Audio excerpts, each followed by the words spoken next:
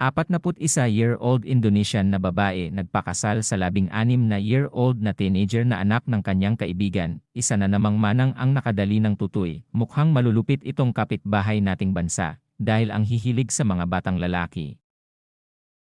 Habang ang mga mag-asawa na may malaking agwat sa edad ay magtataas ng kilay kapag ang lalaki ay mas matanda, ang pagkabigla ay maaaring maging mas malinaw kapag ang asawa ay mga dekada na mas matanda kaysa sa kanyang asawa. Gayunpaman, ang ilang mga mag-asawa ay lumaban na sa kontrobersya. Si Joanne nang napangasawa niya ang 16 anyos na bagito ay tuwang-tuwa siya sa kanyang kapalaran. Wala na siyang masabi sa gabi kundi ang puro hiyaw na lamang.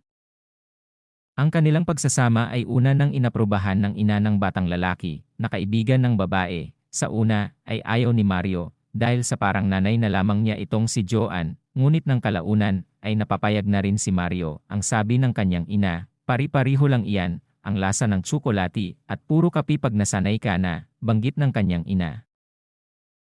41-year-old Indonesian na babae nagpakasal sa binatilyo. Ang kanyang ina ay nagbigay sa kanya ng pagpapala. Ang ina ng bata, 37, ay mas bata ng 4 na taon kaysa sa kanyang bagong asawa. Sundan kami sa WhatsApp at pati na sa Telegram. 41-year-old Indonesian na babae nagpakasal sa 16-na-year-old na teenager na anak ng kanyang kaibigan. Yan pangalan ng kanilang fanpage. Sinabi ni Erica na hindi siya kailanman nakakuha ng 1 sentimo mula sa kanyang bagong manugang. Kahit na tinanggihan ang kanyang mga regalo, si Mario naman ay wala na raw sa paaralan at sa halip ay nagtatrabaho sa isang tindahan sa baryo at batak sa trabaho ang kanyang anak. Nang marinig ito ni Joanne, ay halos mapigtas ang garter ng kanyang bikini. Naku, talagang malakas ang tama ni Manang kay Tutoy. Habang si Erica ay nagbigay sa kanya ng emosyonal na suporta, si Mario, na nakilala ni Joanne noong siya ay 12 taong gulang pa lamang, ay tinawag siyang auntie. Gayunpaman, nagbago ang mga bagay nang tanungin ni Joanne si Erica kung papayagan niya ang kanyang anak na magkaroon ng isang relasyon sa kanya. Nang tanungin ni Erica ang kanyang anak tungkol dito, natigilan ito sandali, ngunit sa huli, ay pumayag din ito. Pero ang saloobin ni Mario ay napakahirap. Lunukin ang pulburon na expire na. Nang akusahan ng mga tao si Erica na pinahintulutan ang kanyang anak na pakasalan si Joanne para sa kanyang pera, itinanggi ito ni Erica. Dahil si Joanne ay matalik kong kaibigan at nakakasiguro ako na hindi niya pababayaan ang aking anak at talaga namang minahal niya ng tunay si Mario. Sinabi niya na si Mario ay hindi pinilit na pakasalan si Joanne dahil pinag-isipan din naman niya ito.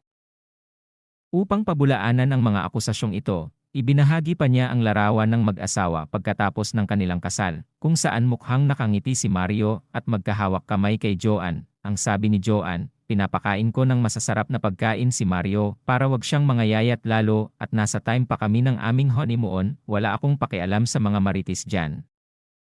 Hindi niya iniisip na ang kanyang bagong asawa ay mas bata kaysa sa kanya, dagdag niya, dahil naniniwala siya na maaari itong lumaki at maging mas mature pagkatapos ng kasal. Ang totoo nga niyan, magaling na siya magpasaya, inggit lang kayo.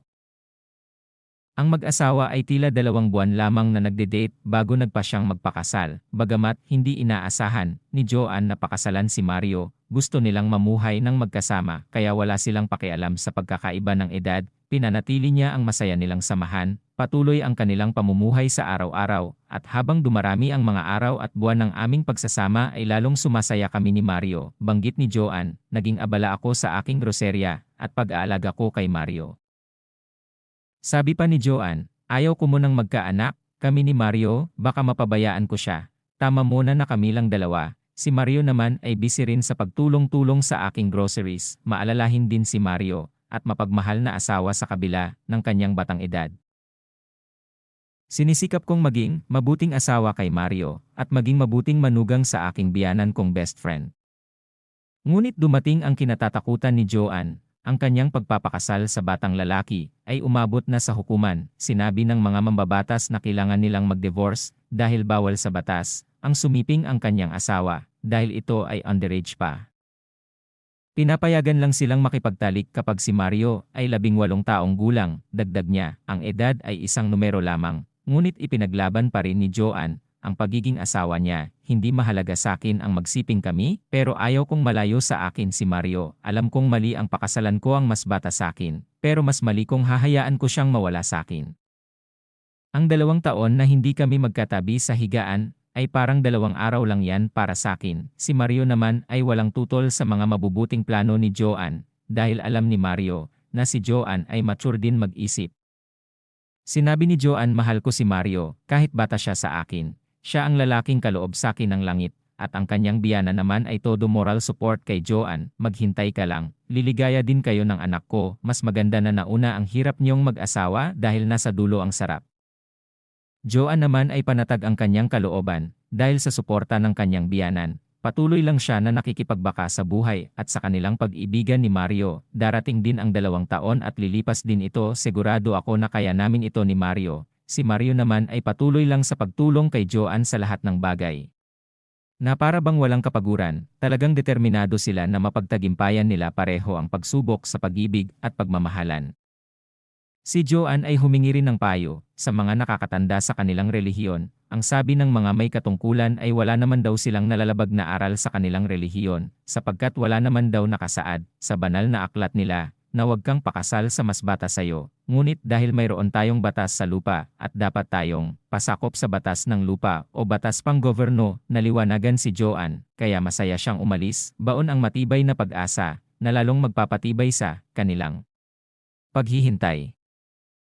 Dagdag pa ni Joanne, kayang-kaya namin ito. Ang too nga naka-1 taon na kaming naghihintay, masayang banggit niya. Wala na akong mahihiling pa kundi ang makasama ko habang buhay si Mario. Ang tunay na pag-ibig ay nakakapaghintay sa tamang panahon sa buhay nina Joanne at Mario. Talagang true love ang kanilang nararamdaman sa isa't isa. Best wishes sa inyo. Happily ever. Nanonood at hanggang sa susunod, paalam.